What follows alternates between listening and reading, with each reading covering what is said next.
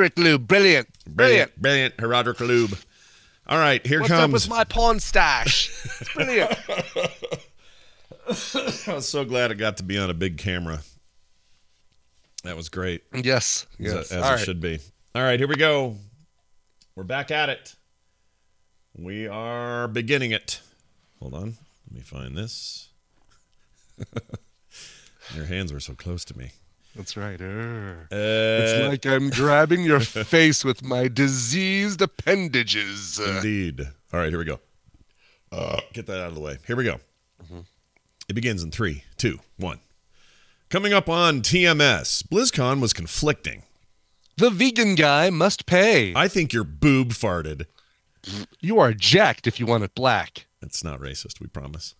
The bulldog took the whole kit. The absence of Trek nerd and more on this episode of The Morning Stream. Thank you for remembering that. And now we come to the thrilling final episode of our radio drama.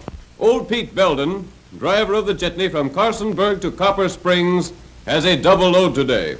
Pete's ancient bus is carrying the Flying Bee payroll and a passenger, his niece Betty. You don't want to know that she farts.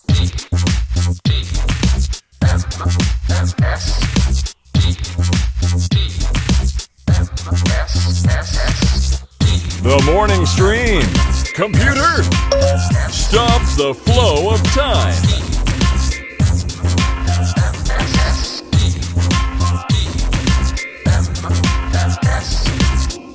Hello, everybody, and welcome back to TMS. It is TMS for Monday, November 5th, 2018. That looked wrong at first because 5 days. We've gone 5 days? What the hell? We were gone.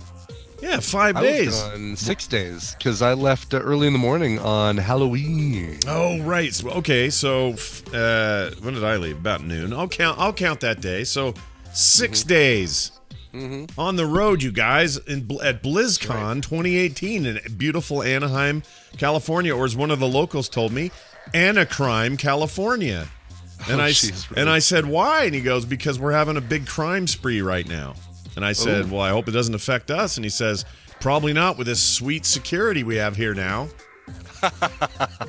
Which we'll get to in a second. We should get right into that. Well, let's get into the fact that people can, podcast listeners, streamers already know this.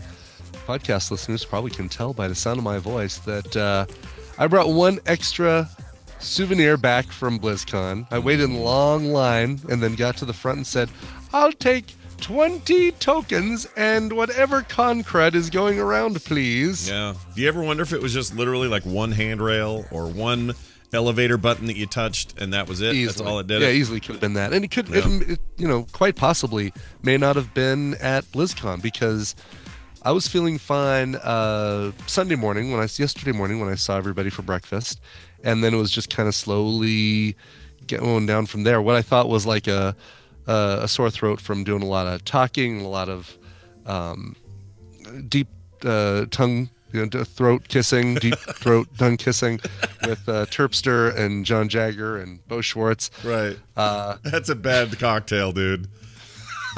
that one's gonna kill everybody in the room. Don't do that. It's almost as bad as Brazilian coffee armpit candy, but that's a whole nother. It is a whole nother story. A whole nother story. We'll always have that too because it feels like a thing we'll never tell. We'll never actually explain Brazilian armpit coffee candy, but it's just got a great ring to it. It's such a great thing, and you guys will never know what it is. We're not telling you. We're not telling you what it is. And it's really more funny as a forward punchline or forward description than it is to tell the story. The story would be kind of disappointing, like, oh, is that really? 100% agree. 100%. Yeah.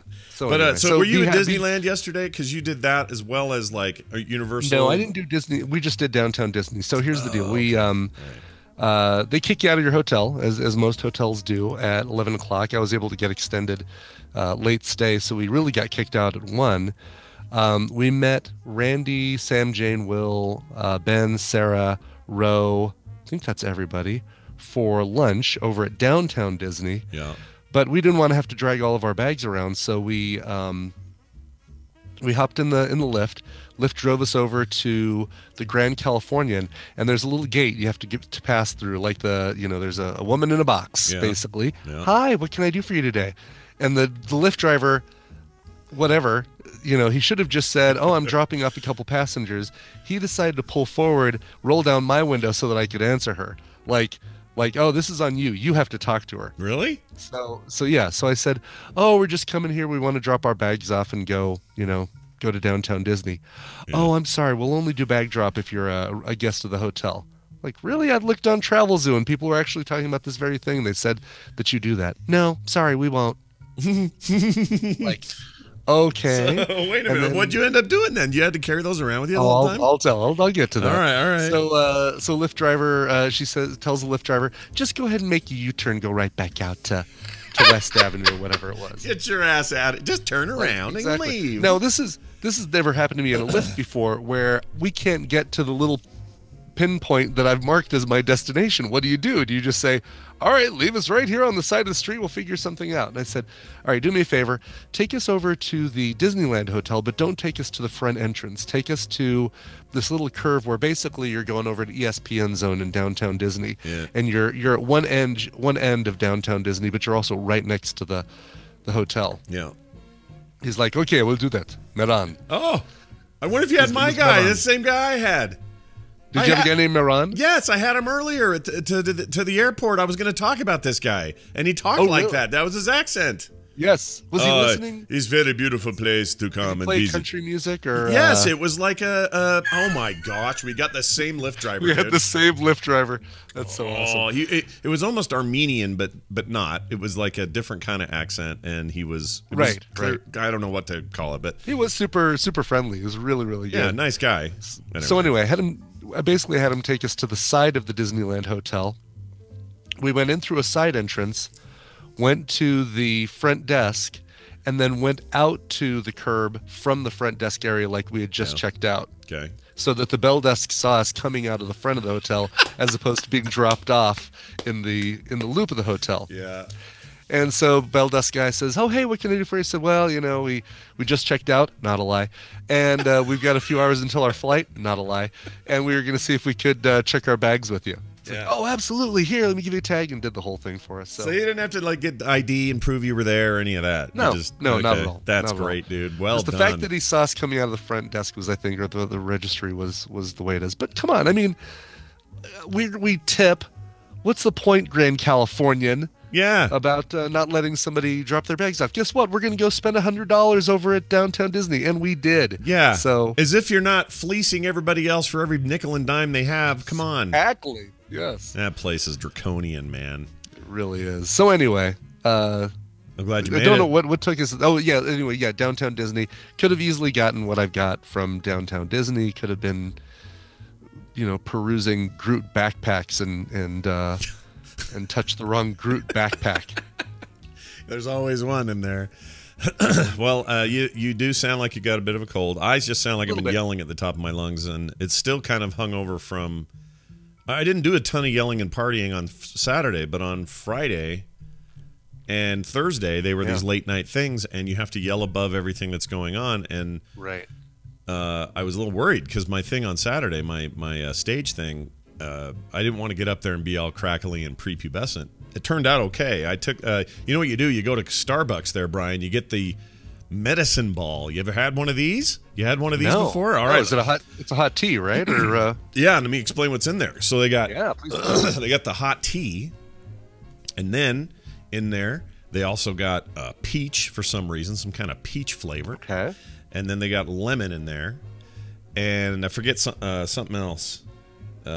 Bleach, who knows, maybe bleach, but whatever it is, it's this concoction, and it's only it's under $3. It's this cheap thing, and it's I wouldn't say it's the tastiest treat, it's not like a nice dessert drink at Starbucks, but sure, it did the trick because I sounds sounded like hot terrible, toddy, like a Starbucks hot toddy, kind of, yeah, a little bit, yeah, without the alcohol, I guess.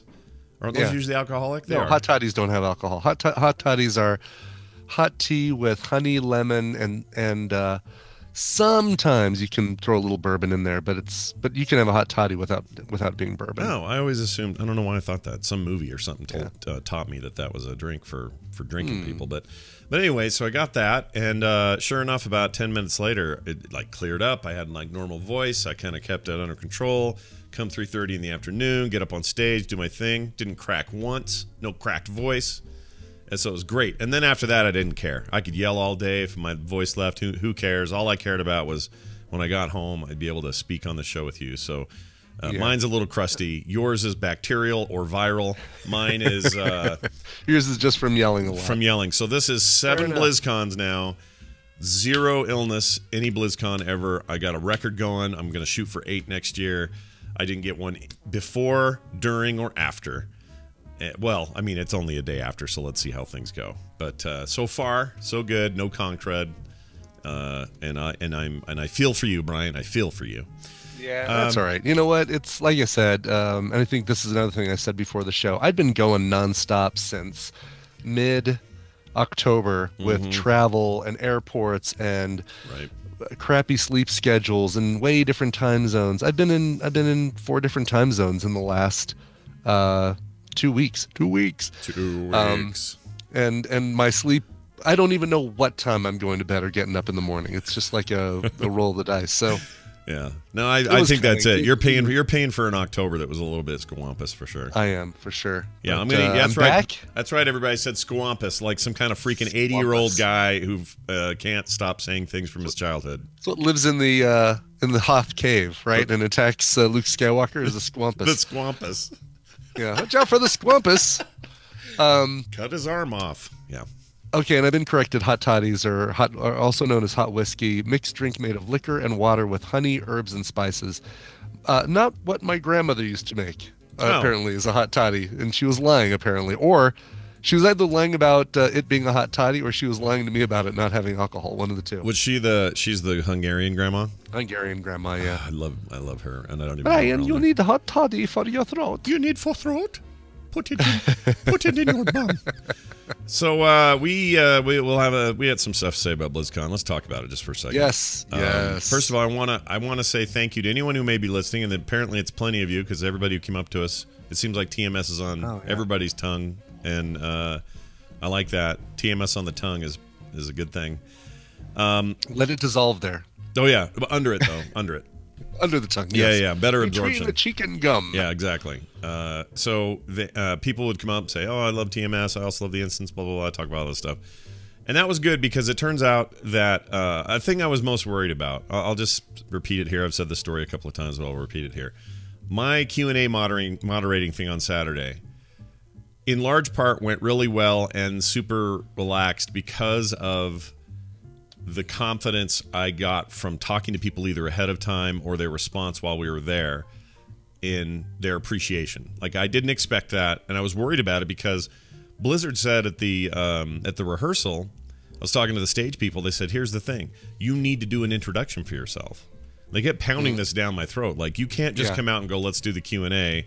I'm Scott Johnson, and that's it. You need to talk about your cred. Who are you? What have you done? Why are you... To those who don't know, and for those who do, great, they already know, but, you know, you have to get up and you have to say who you are. Now, if you know me at all, I don't like tooting that horn. It's not interesting to me. It makes me uncomfortable, and it makes me not want to do it. I just want to get to the point.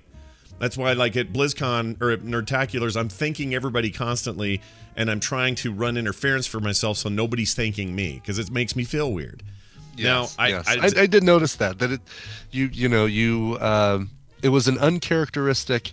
Hey, I'm Scott. I've been doing a podcast called The Instance for several years. This last year, I got inducted into the Podcasting Hall of Fame. I was so proud to hear you talk about that thing because I always feel like I know. I feel like I gotta.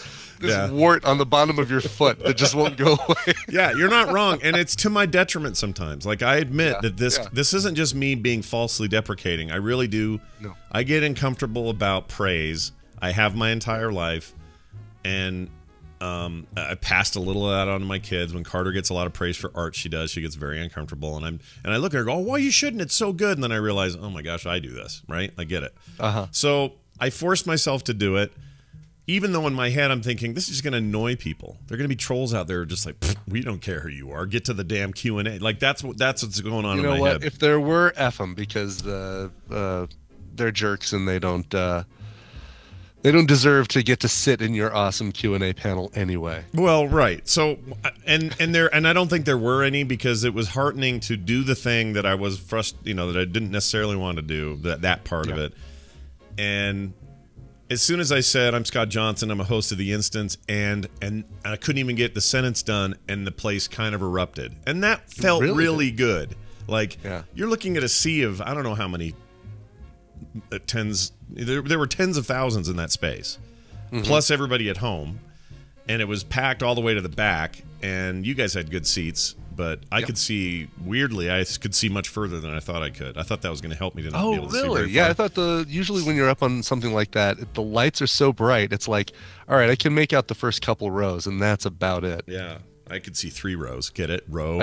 Because he did rows. his question. Yeah, I know. And then there are other rows. It's like becoming a Q&A tradition, isn't it? That Row does the first question. It is. I think he helps herd everybody, and then therefore gets the first question, and it's awesome. I was glad he did it. I didn't expect Terpster in the line. That threw me. Totally surprised me with his dumb mustache, a freaking pedophile mustache. But what? So here's 2 things. One. When I got that reaction from my little intro, all the nervousness, all of that stuff melted. I felt so comfortable up there. I never once felt weird, uncomfortable, like I was not running it right or said the wrong thing at the wrong time. I got some laughs, which was important to them and me. Talking about leveling with island expeditions. Nothing wrong with that at all. Yeah, nothing wrong with that. It doesn't make me a weirdo, apparently. Apparently not. And, well, that alone doesn't make you a weirdo. No, not by itself. That on its own doesn't. Yeah, exactly. So, and if you haven't seen this, it's on the virtual ticket and probably up in other places later. And anyway, for all those who saw it and were very complimentary, I appreciate that as well. But here's the thing: earlier that morning, and I don't know how many people believe this, and a lot of people don't know that this is the case. But I'll just tell this fun little story. At about 8. I'm super tired because we were up late last night, or the night before.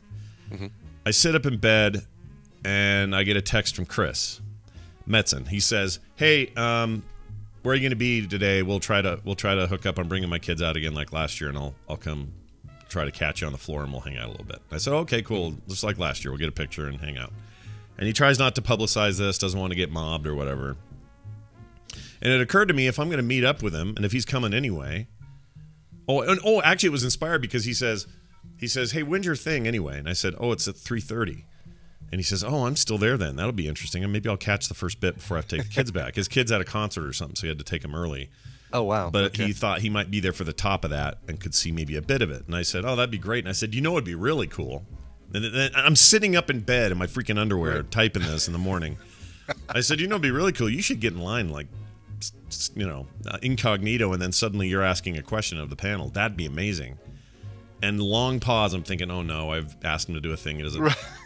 You've offended him. He's he's like sick of this. Right? Every time I think I'm out, they pull me back in. Exactly. They pull me back in. So I sit there. He writes back and says, "Oh, dude, that's a great idea. We should totally do that. Don't tell the panel. I want to, because he knows who's going to be on the panel. They're all friends and." He can rub it in or whatever, especially Alex up there. So he thought, yeah, this is a great idea. Let's do it. So I contact Blizzard and Randy, who's handling all the questions and the herding and everything. And they get back and go, "We will move heaven." This is their words. "We will move heaven and earth to make this happen." Yeah. And I said, well, he'll do it. You just have to watch for him and get him shuffled up to the front and kind of keep him incognito and all that. And they said, okay.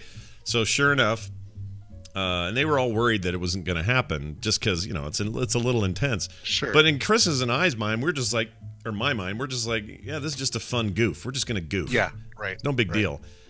That ended up being kind of the moment of the con for a whole lot of people. Like, I don't mean, in my mind, again, it's just, he's doing me a solid. It's a funny joke. It's, I know about it, but we're pretending like we don't. Ha ha ha. Okay, next question. But this thing immediately, this video goes up on Kotaku and Polygon, and everybody's tweeting it and freaking out. And he gets a standing ovation. He gets that place all riled up. Like, there's that guy, for good or for ill. And part of the reason he retired is because it's a heavy weight, as he said on the show before. That guy is magnetic, and he gets that place on fire. And I think this year needed something like that.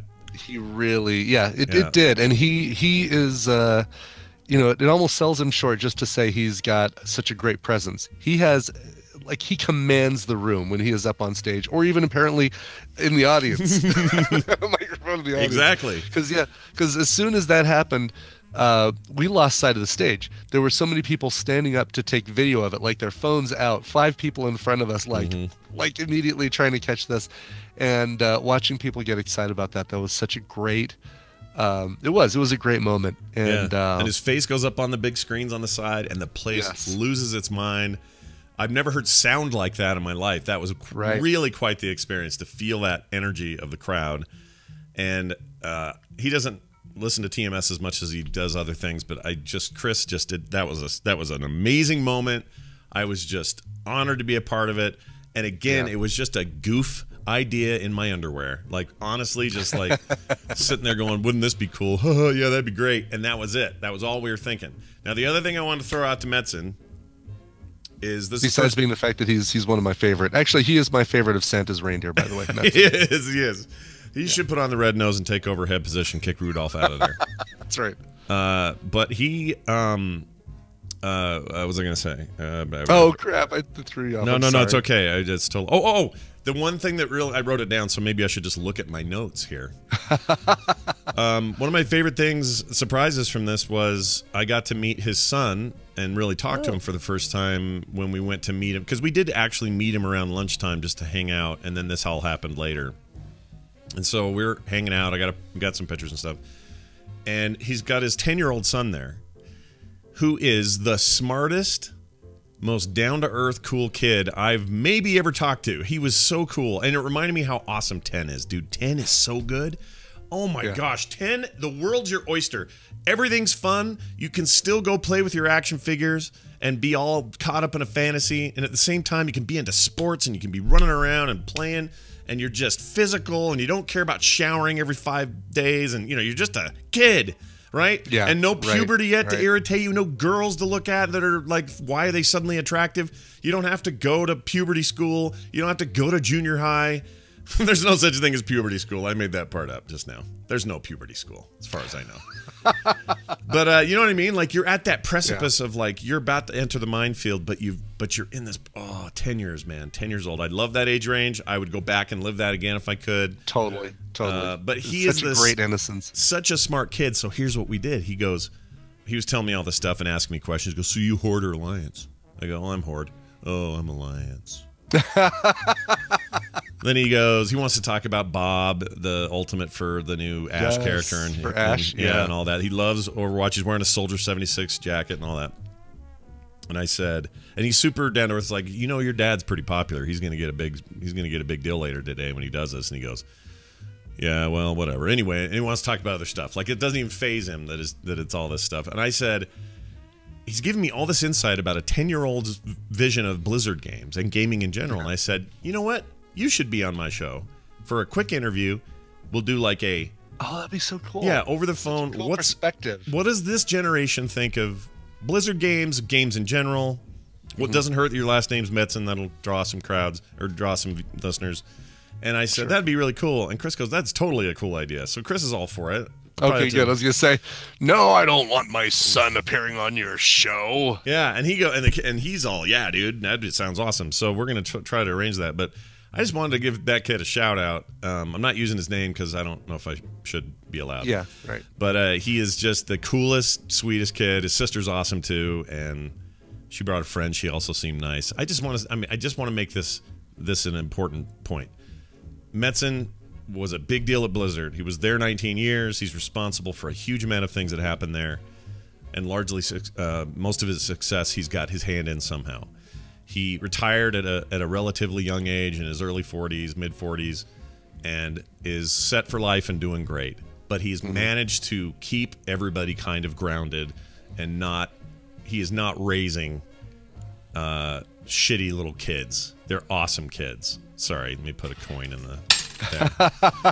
They're really good kids, and I was just really impressed with them. And I'm a sucker for kids anyway, so I didn't. Yeah. I was good either way. But anyway, so there was that. So Brian did. How can Metzen's son not be horrid? I mean, come on, with yeah, the voice that your dad is responsible for. How can you not be on the side of the Well, here's the Lord? problem, because he's both Thrall and Varian.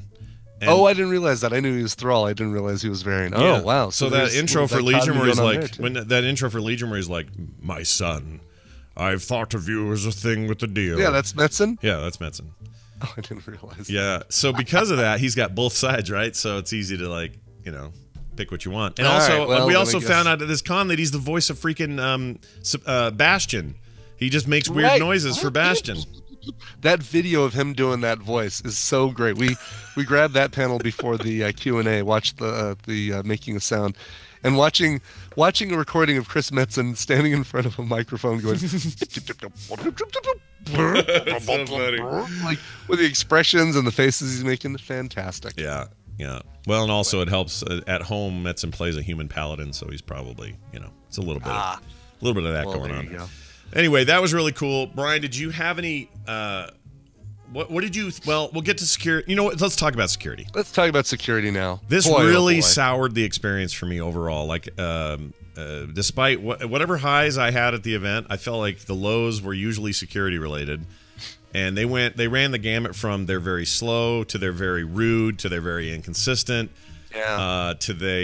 One of them, Bill Duran witnessed one accept a bribe for $20 to let somebody cut in front of everybody, which he reported immediately and had photos of. Exactly. If that guy would have had a bomb, it's like, okay, security allowed somebody to go in just by bribing him $20 to sneak in through, outside the line. Yeah, and that's worth. Guess what? If you're gonna suicide bombers are willing to spend $25 to get into a place, right? Because they can't take it with them, if you know what I'm saying. So exactly. To have that level of inconvenience and cluster F at every 4 feet in that place, you better make sure that it truly is worth it. And if you're going to let a guy go in for a $20 bribe, freaking F that, dude. Yes, you hired the wrong security company, and you had a bad day the second day, right? Like something gnarly at the gate. Yeah, well, first day, so we went to Disneyland on Thursday, but left early enough that we'd still have about an hour to stop at the con, pick up our badges, and then go the rest of the way to our hotel. Yeah.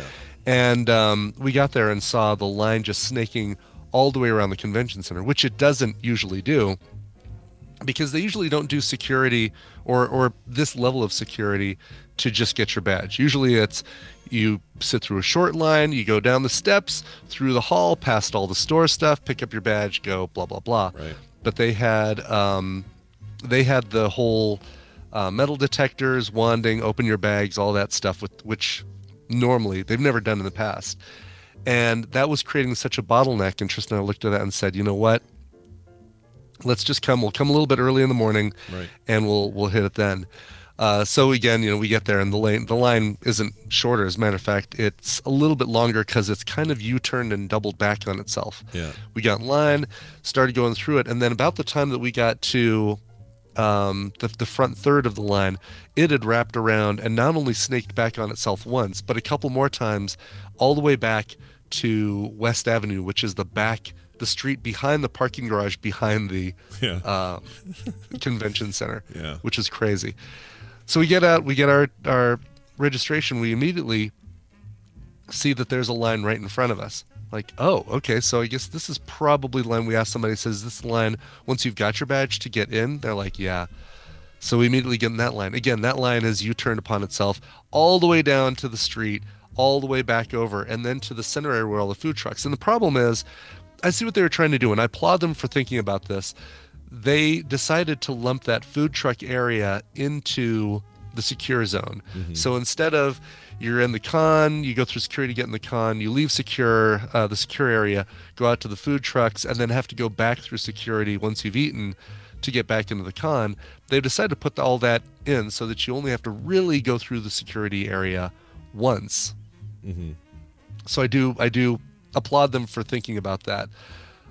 We got all the way up to where we were 50 people away from getting into security on that first day after waiting in line for about an hour and a half.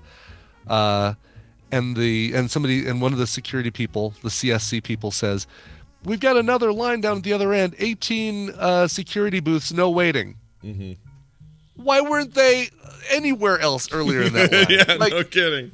Like, we were waiting for a security opening that had four security booths, four metal detectors. And down at the other end of it, there were 18. And somebody should have been way earlier in that line directing people and saying, okay, up until this line, you guys probably want to stay in this line because you don't want you'll be in just as long a line if you go to the other one. Everybody after me, head down here. We're gonna do the security line, or the 18 person security, or the 18 booth security line. It was just crazy. So the second day, we decided, all right, well, now we know about that other line, no problem.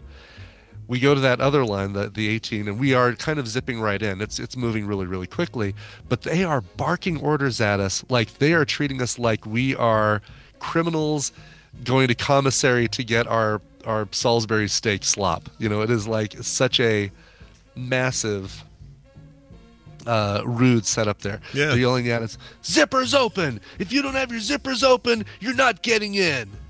And no water bottles. And it's like, stand to the right. They're just they're yelling at us. There's no like, hey, we realized yesterday was garbage. We apologize for that.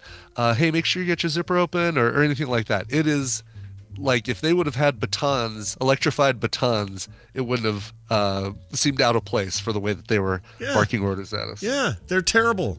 Like, that's just one example. Here's my favorite, dude. I show up with a talent badge. Now, I'll argue, right? I'm happy to argue whether that's an appropriate badge for me. Misnomer. Yeah, because it totally is. But I'm wearing it because that's how you get into the stage. You won't let you in even with a media badge. You have to have a talent badge. So they gave me a talent badge that says Scott Johnson, talent, underneath it. Sure. I go up through one of these lines at one point in the process, and this guy goes, talent. Huh. Y'all gonna do a dance for me, talent boy? Oh, my God, really? Yes. And I said, that's funny. And he's not smiling. Like, he's just being an a-hole. Wow. I got that vibe across the freaking board. Yeah, here's the other favorite thing that happened to me. I'm in the security line just for media. Now, media means you're going to record people, talk to them, make some reporting. Interview. Exactly. Right. Your media, right? That's what they call our badges, media badge. I have one of those too. So I'm going through that line to get my stuff. And Garrett Weinzerpel, good friend Garrett Weinzerpel. And his hair. And his hair. His hair is a separate... separate... buy a second ticket for his hair now. It's gotten to the point where it's sentient and it's a separate requires entity. a second badge. Exactly. They have to scan it by itself and everything else. He goes up in front of me, and he has with him an SLR camera, a tripod, a bunch of recording equipment, some batteries, some other stuff. Sure. They look through it like you think they would, and that's fine. Zips it up, sends him on his way. I get up there. I give him my bag. They poke through it. I have in there a small recorder. Voice recorder this big. Okay, right. That I use Zoom mic or something. Yeah, Zoom mic, exactly. The H4 that has like the two little knobs on it. Oh yeah, the crisscrossy. Microphones. You get a little quadraphonic, whatever, out of it. Anyway, I have that in there. It's its own little box. She goes, wait a minute. Opens it up. Same lady. Opens it up, digs through it, flips it around. Nope, can't take it in. And I said, I can't take it in. No, I can't take it in. I go, I'm going in for media. I'm recording. These are for interviews. And she goes, nope, just these are, you can't have these. You have to not go in or stay out. And there's a huge line behind me, and this is getting held up, right? So I said, well, he just went in with like audio recording capability and HD camera capability. Like, why is this different? This doesn't do video. She says, it doesn't matter. You just can't take it. I said, well, this phone that you just let me have back that I can take in can also record. You know that, right? I can put audio on here. It's not the same. Sorry. And so my poor wife, Kim, who's going in there with me, has to stay outside and wait for me to do my business and hold that damn recorder. Yeah, I was so pissed. Like, there was just a lot of, like, right hand not knowing what the left hand's doing going on. And it was... There were 2 or 3 different security companies. You know, there was the one that handles the stuff inside. There was the one that handles the stuff outside. That was CSC. I think CSC was the one that, I mean, CSC was the one that really seemed to cause all the problems at BlizzCon this year. Yeah, and it did seem like, I mean, this isn't necessarily a Blizzard problem. It's who they hired, and they also.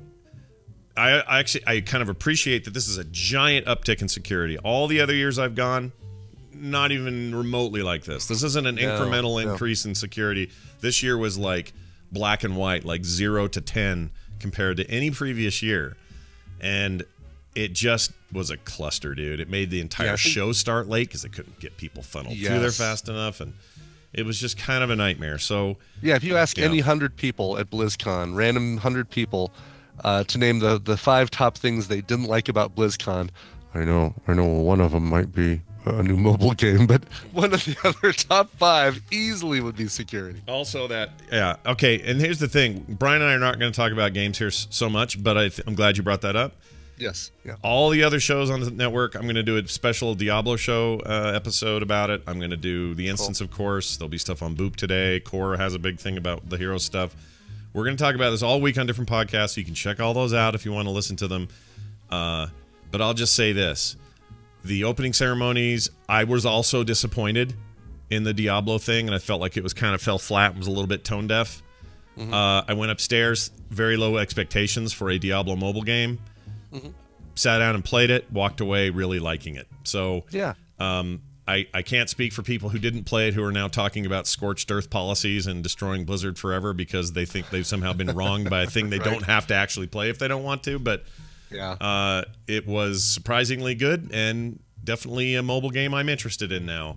Yeah, and the issue, and I'd say for the issue for 80% of them isn't the fact that Blizzard is coming out with a mobile game for Diablo. It's the fact that Blizzard is coming out with a mobile game for Diablo, and they think that that's cannibalizing any work that's being done on Diablo 4. A lot of people do think that, yes, and it's untrue. Yeah. It's a totally different team. It is literally, in fact, Blizzard overseeing a team that is in China and is technically NetEase. It's a partnership. Right. And then others are mad at that because they think that's a sellout by farming your thing out to somebody else, forgetting entirely that Diablo was originally created by a team that wasn't Blizzard, that they ended up bringing in and buying, and had a separate company for a while called Blizzard North. Whatever. People have short memories. Exactly. Freaking F it. But I'm looking forward to it. I played it. Tristan and I played it too. I'm absolutely grabbing it when it comes out because there are times that I'm out and about and I want to play something. Totally going to play that, and I bet it's going to look amazing on the iPad. Yeah, it will look really good there. It will run on iPad. It'll run on iOS. It'll run on Android. There's no plans for Android tablets as far as I know. But the main thing, the big takeaway from that for me is, I would have loved a Diablo 4 announcement. Of course, I would have. Totally. They tempered our expectations. I think they've been a little tone deaf on it, but I don't think that excuses players for being such toxic a-holes, especially those who had no playtime with it, nor do have the intent to, and act like they've been betrayed or something. It's a thing you don't have to touch. You don't have to go near it if you don't want to. But I came away going, that was all right. That's kind of fun on a phone. I could see myself wasting time in the dental office with that. Was totally fine with that. Yep. Whatever. Played Diablo on the Switch. Had a great time with that. Gonna probably try and pick that up after I get further in Dead Cells. I love it. Dead Cells is like this great catalyst of. It really is. You got to get through it. I want to spend some more time with. I want to get my money out of Dead Cells. I totally understand. I ended up getting that as well. I ended up with a code for Diablo 3 on Switch, and we did play it there, and it plays great on there. It's real good. It really does. Yeah. I think people, if you haven't had enough Diablo 3 in your life, I think it's actually a really good port of that game. Sure. I want to also tell you real quick the funniest thing I heard all week.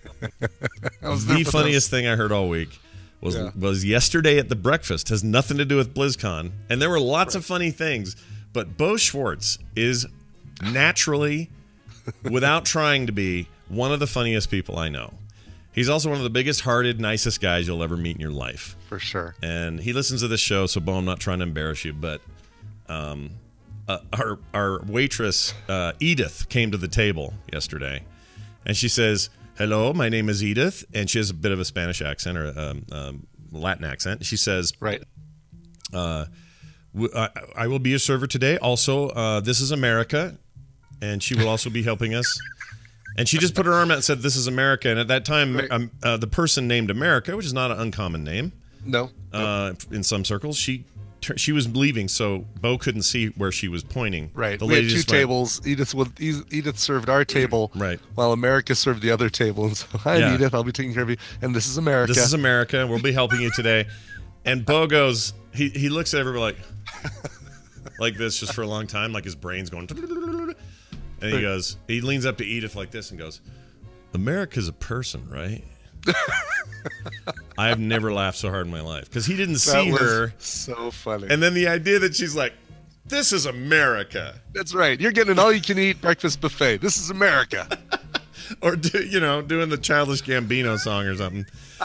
It was really great, and Bo's awesome, and I had so much fun spending time with him. All right, tell me about Zach and Wheezy. This sounds like a sequel to the Moving On Up or Zach and Wheezy make a porno. No, and boy, that probably.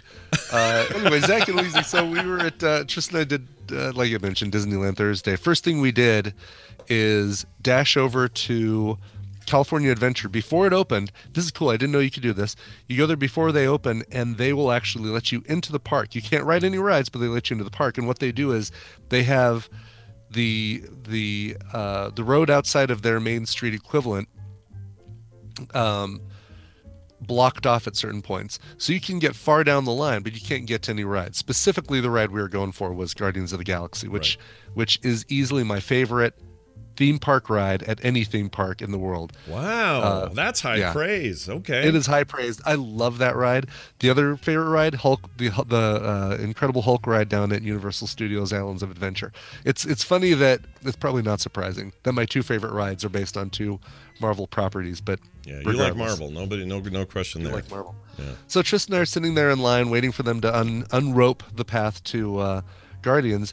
And this guy comes up and says, "Hey, just wanted to come up and say hi. You're Brian Ibbett. I'm a big fan of TMS. Love the show. My wife was over in the shop getting a dress. She saw you and pointed you out to us. And we said, oh, we got to go up and say hi." And there are two kids, Zoe and Finn, who were super excited. Never been to Disneyland before. Just super, super excited to be there. And we had a few minutes. I was talking to them about what their favorite rides are, what they're most excited to finally get to ride and see and do. And it was such a great moment. Wheezy finally came over, so I met the two of them. They're from Montana, just the greatest people. Also bumped into a guy named Eduardo in line at BlizzCon, and he just happened to be right in front of us and heard me talking and said, "You're Brian Ibbett?" And that's always such a great Don't you love that? I know. I totally love that. Yeah, happens all the time. It's great. It's the best thing about BlizzCon. You just every once in a while you get a rando in a line at Starbucks or something. Wait a minute, you're Scott Johnson. Wait a minute, you're Brian Ibbett. And then they want to talk, and you just take pictures and you give them things. Like it's half the reason I even. You know what? It's 90% of the reason I go to BlizzCon. I love it. Yeah. It's great. Same with me. Yeah. A couple more stories really quick. The walking home from getting drinks on Friday night. I went over to the Marriott, had some drinks, met up with Evil Rick and Gary from Lantronics and the Durans and folks like that. Tristan actually headed back to the hotel earlier.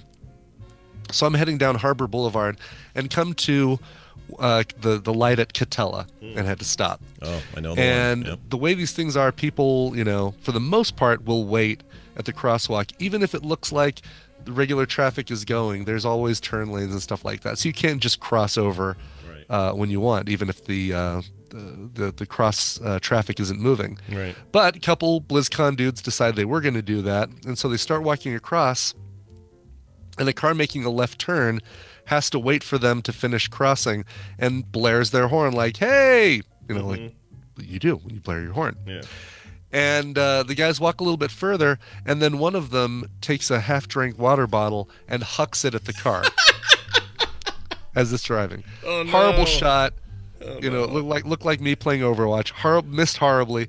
Car drove off, and the bottle continues to roll back towards the rest of us who are waiting at that crosswalk. Sure. This guy comes up from behind me. He might not have even been human, because he disappeared as soon as he did this, like he was some sort of angel or something. Okay. Grabs the bottle as he's kind of running up through us at the crosswalk, picks up the bottle, and in the same motion swings his arm back and throws it back across the street, across a 6-lane or 4-lane street. These guys are already 30, 40 feet from the curb because they just continued walking, and lands the bottle at the feet of the guy who threw it at the car. That's awesome, dude. I love this guy. We're all like, whoa! Like the whole group of us at this crosswalk are just amazed. And I said, dude, that was like that scene in Crocodile Dundee where Crocodile Dundee hucks the can of vegetables and hits the robbers he's getting away. Oh yeah, no, that's a great comment. And one guy says, "Whoa, deep cut, dude, that was awesome." You know, I like those little moments. My only walking home moment was watching a guy pee in a bush. That sucked. Oh, geez. And you know how those hedges are? He's up pushed against the bush going, I'm like, great, dude. That's great. Fouling the bush. Well, people get real drunk there. What are you going to do?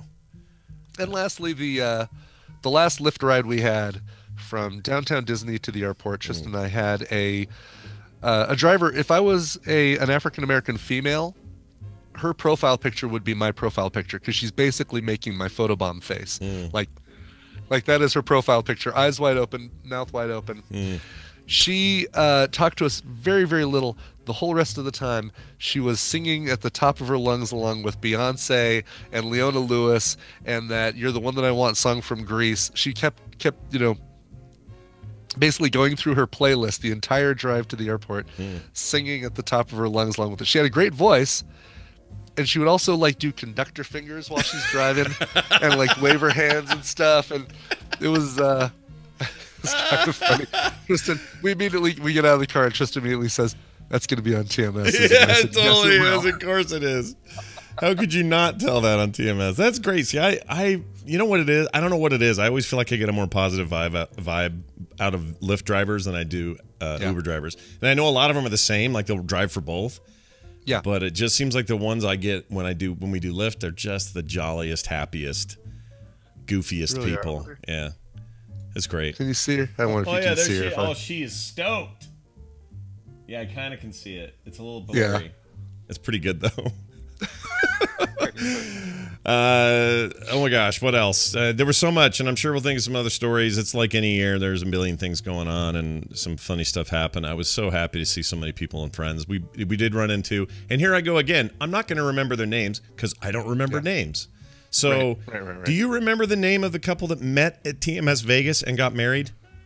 Can you remember their names? Oh. They met there, and then on Halloween, like 4 days ago, 5, 6, 7, 8 days ago, or whatever, they got married, and then they came and saw us. Do you remember their names? I don't remember their names. Dang it. That's why I have to write. I basically keep a notepad in my phone, and when I meet folks like Zach and Wheezy or Eduardo online, I immediately just write down name and where I met them. Do you do it right after you talk to them, or I do it right after? And I forgot to do it with so many people who came up and said hello at the at BlizzCon that those were just the only ones. Chat says Paul and Lindsay. Really, is that it? It might be it. I don't remember names. Anyway, they are so cool, and they is it Brian and Michelle? Rachel, Brian and Rachel. You guys are all fooling with me. I can't trust the chat room. But here's the thing. They came up. They told us about their wedding, which was just the night before. And they were just so nice. And I couldn't believe they met at TMS Vegas. Think of that, Brian. That's so cool. We have given life to a whole new future of a couple and their lives. We're like Chuck Woolery and Love Connection. Except if you want to go on another date, we'll pay for it. You'll go throw axes and then go drinking at a Millennium Fandom There you bar. go. The only difference between him and us is he's kind of a racist a-hole. That's the only difference. He is. That's true. He's really taken a dark turn. Yeah, he really has. I'm going to defend the country in 2 and 2. Nice. Sam and Diane. All right, now I know they're screwing with us. Harry and Megan. They're trolling you. Yeah, thanks, trolls. We appreciate it. Anyway, we've missed you terribly, everybody. One final note, and then we're going to do Dunaway, and then we're not doing news, and it's okay because Steven's not here today anyway, and neither is Trek Nerd, so everything's just kind of open today. It's a little bit of a loosey-goosey kind of good time here. That's right. But I wanted to make a note. Good news, everybody. Good news, everyone. All of your asking has made it happen. Kim's 2-time sitting in for you were huge hits. Kim was a 2-timer. What? They were big hits. And people really liked her time on here, and we got that a lot at this event even. People are coming up to Kim going, "Oh my gosh, loved you on TMS. You and Scott need to do more stuff." Well, Kim and I have never thought anyone would care too much about any kind of couples cast or, like us working together always seemed a little bit weird. So here's what we're going to do. You're going to want to tune in this Thursday at this streaming channel, and I'll put it on a feed someplace. Who knows what will happen with it. We're going to do a little test. This Thursday, 5 p.m. Mountain, Kim and Scott, we're going to try something a little new. Okay? Don't know what it's going to be. Don't know what the long-term thing of it is. Don't know. But this Thursday, 5 p.m. for an hour, Kim and I be there. Okay? Frogpants.tv. And don't worry, TMS, purists. TMS itself, 5 days a week still. Oh, not changing anything. Yeah, this is just if this is anything, it's a new show. Yeah, it's like a new show. It's like nothing. So many people are saying, "You're fired, Brian." Oh yeah, there's no firing Brian. That was never an option. I don't care how good anyone's wife is at anything. This is in my show. Contract. Yeah, it's in his writer. No green M&Ms, and you can't fire me. All green M&Ms. See, you don't read my writer at all. It's all green M&Ms. Yeah, damn it. Yeah, and only Filipino hookers, and what else was it? You only will do? Oh my god! I kind of wow, that took a turn. Escalated quickly there. Sorry about that, everybody. Yeah. Anyway, the point is, what's the point? The point is that 5 p.m. Frogpants.tv, and we'll keep you more informed on what's going on. So that's right. You get the best of all worlds. All worlds, right here where you can reach them. Let's call that away. I wish I would have done this before, and I forgot. Let's do this now. It won't take me long. Okay, there's his name. Hopefully he's not all screwed up with work stuff. I know. It's really calling him 20 minutes later than we usually do. Yeah, I'm going to feel bad if I'm dinging him, but I don't know. It's worth trying. Dunaway, is that you? No. Oh, my gosh. I'm so happy because I was afraid it'd be too late. Okay, hold on.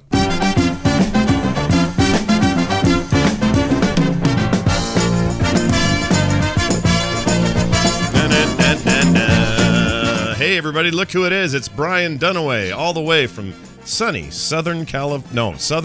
What am I trying to say? South Carolina. Yeah, it's the southern part. It's throwing me. I got to shut up. It's South Carolina. That'd be the southern part of the state. That's true. No, it is not sunny. Oh, what is it? What is it now? What do you have there? It is overcast and dreary, just the way I like it. All right. Well, nobody likes overcast and dreary more than I our own Brian Dunaway. Yeah. Well, it's good to have you here, dude. We missed you. We had 3/4 of a film sack crew there, and we missed not having the fourth. So we thought of you. Let's just say that we thought. I saw the post, and I responded with the 1/4 of film sack over here. Watching movies. Thank you for that. That's awesome. Yeah, watching movies, chilling out. It's good to be back though, and good to be back with you. We're gonna play Battle Royale this morning, and there'll be a number you can call that will help you be a part of today's possible festivities. I see we already have calls coming in. In fact, let's take this one and see if they want to be a winner on today's prodcast. It's a prodcast, everyone. Oh, this is not supposed to make sound. Let's kill that. Okay. Hi, good morning. Who's this? Daniel from Oklahoma. Hello, Daniel from Oklahoma. How are you, sir? Well, I'm out of work, so. Oh, well, there you go. How good can you be working on a Monday? Yeah, and it is Monday. Nobody's happy on Monday, right?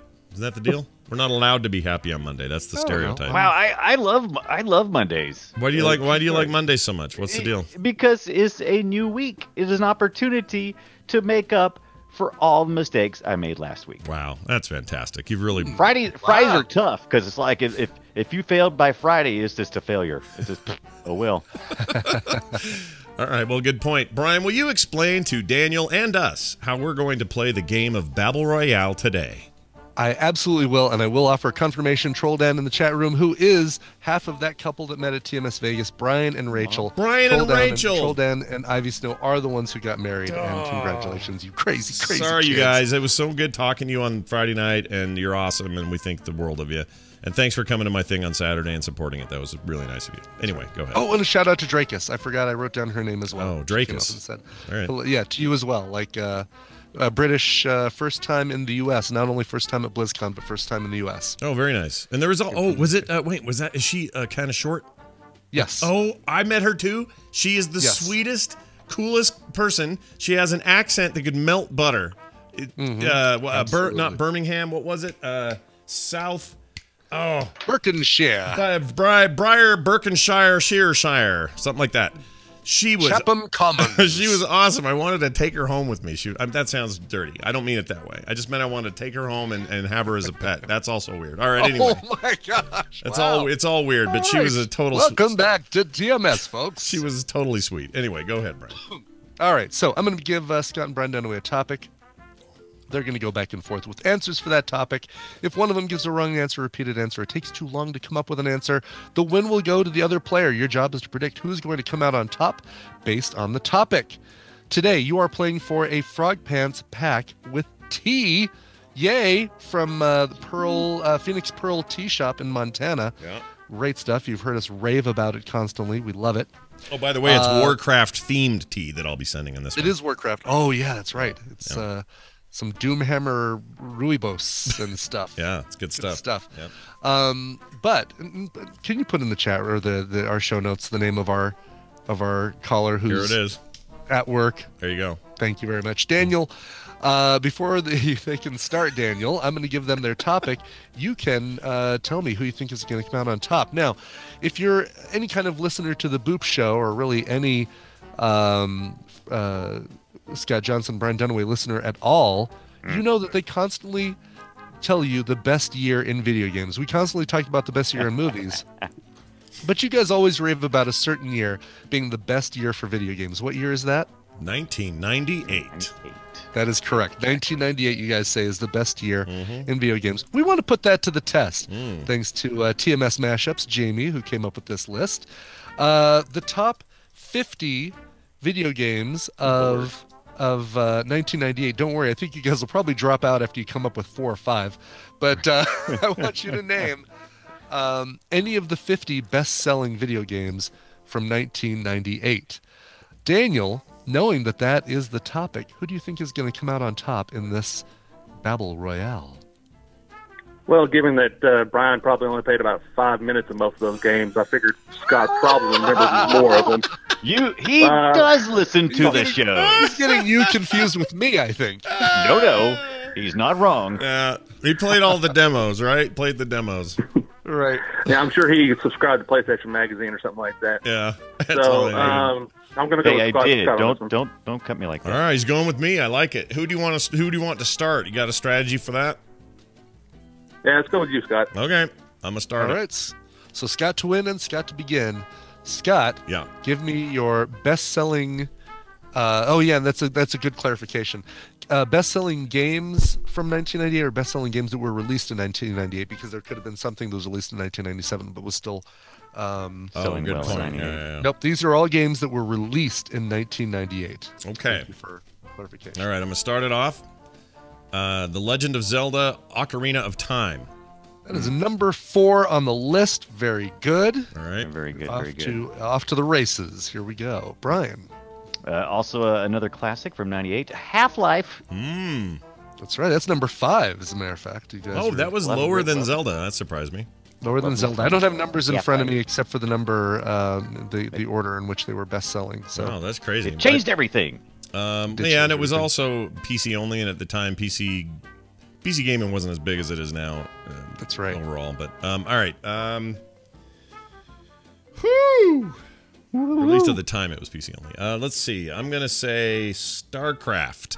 That's a great one, since we just were told that it was the 20th anniversary of that game. Yeah. Indeed, it was. Number 10 on the list is a Blizzard game called StarCraft. Now, well, okay. I'll save this in case I need it later. Go ahead. Another big one for me that year had to be. Another big one for me that year was Baldur's Gate.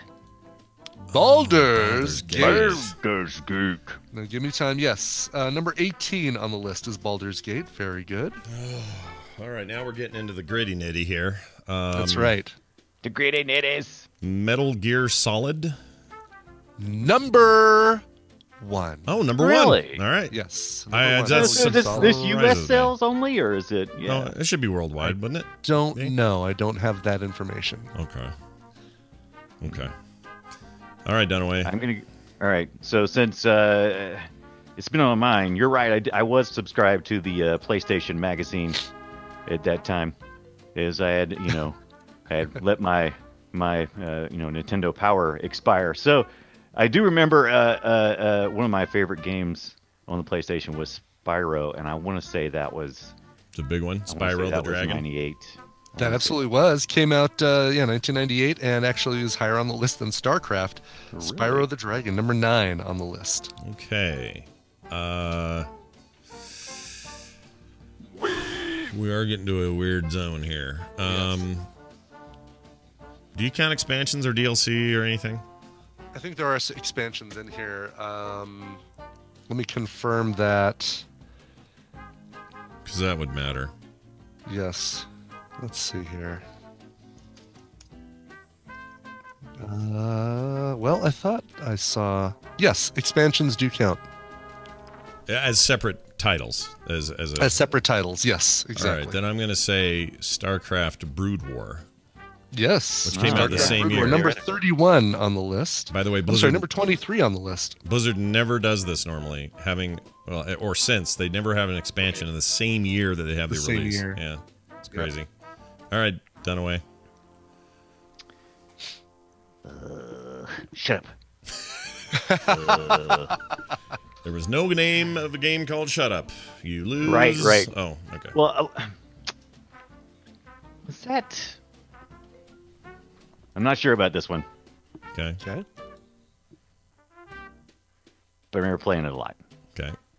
And people making fun of me. Okay. Batman and Robin. Batman and Robin. I have to do a little bit of manual searching here. Was that because I want to say that was 98. Please don't say it was 99. That was 98, and indeed, Batman and Robin in the list. Let me find it in my list here. Well,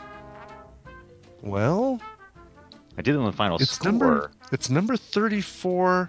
Why is it not in my printed list? It is absolutely on the list. Okay, so it's on there.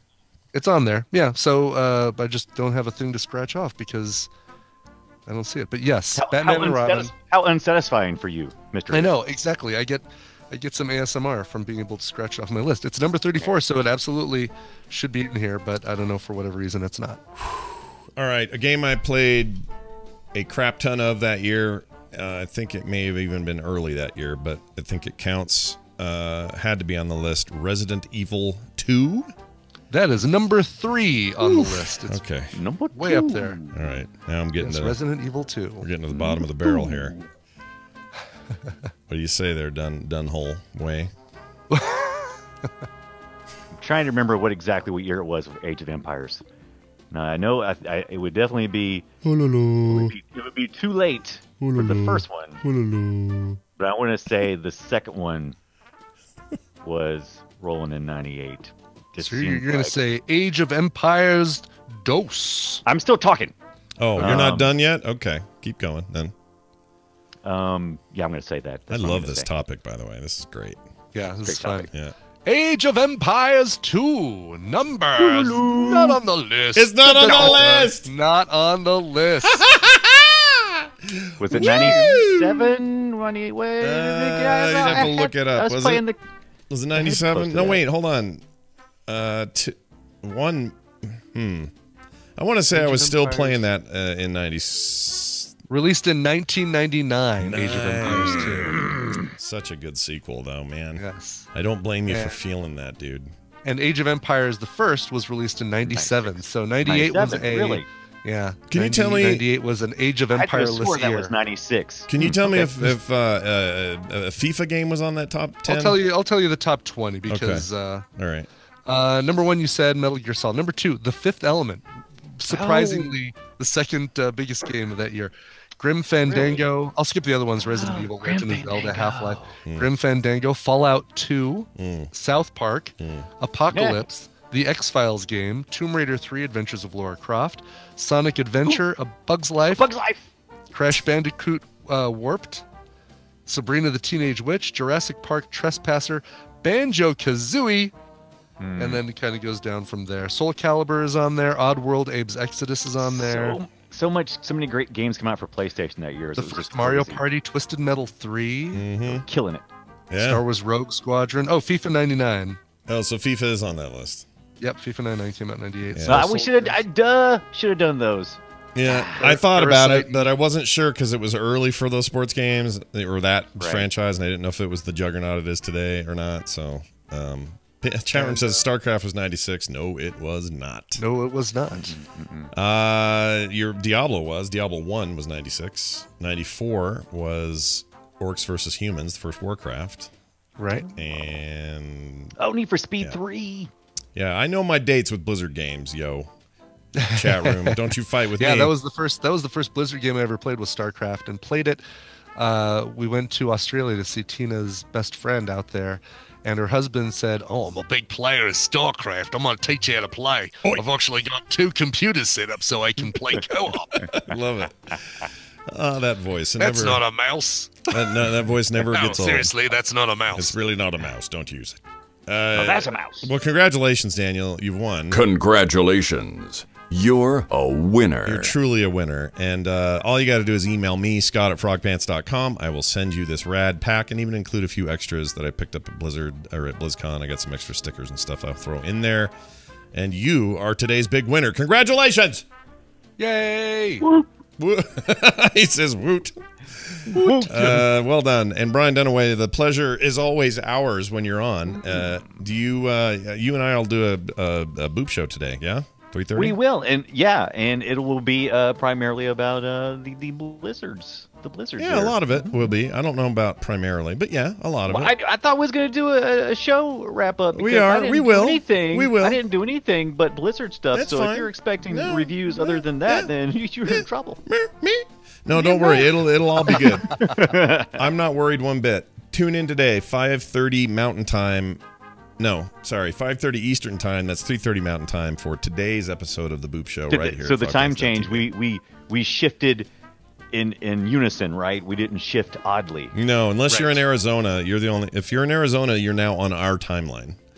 Right. Previous to this, you were an hour before or behind us, but I think they're the only ones. Are there other states that don't do it? Florida. Yes, Florida, Hawaii doesn't do it. Hawaii doesn't do it.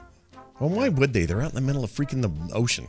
You know? Why does anybody do it? Why don't we stop doing it? That's what I'm saying. I'm going to stop doing this. Bye, Brian. Not you, the other one. All right. That was fun. I enjoyed that. That was a blast, yes. We should probably do a song break because we have one prepared. Let's do a tune. Yeah, let's do a tune. This is a little bit odd schedule today, but we don't care. We're going to take a break. When we come back, got an email, possibly a mashup, some other stuff. And I'm not. Maybe we'll eat something from Japan. Who knows? Yeah, we will. And I'll probably just save our news stories for tomorrow. There's some good ones in here, so we'll hang on to those. Anyway, coming back right after this song break that Brian has prepared. Brian, what are we doing? Yes. Oh, you're going to love this. Came out at the end of September. A band called Signs of a Slumbering Beast. They just released a brand new album called Black and White at the end, like you said, the end of September. And I say they. It's a band, right? You're going to listen to this and say, oh, man, these guys are great. They're all, playing their instruments and singing their vocals and doing all this. And I'm going to tell you right now, it's one dude. It's a guy named Chris Oliveras. Not Kliss, but Chris Oliveras.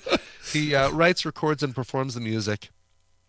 They released their first single in 2016 called Colorless Palette and immediately signed to Nub Country Records. This is their brand new album. It's called Black and White. Here's the song from that album. It's called Black Hole Love. The band is called Signs of a Slumbering Beast. All right, we'll see you on the other side. Whoops. Why didn't it play? Here we go. Okay, something's weird. So hold on a second, you guys. Why isn't that playing? Burn in hell. Oh, that's Fletcher. Oh,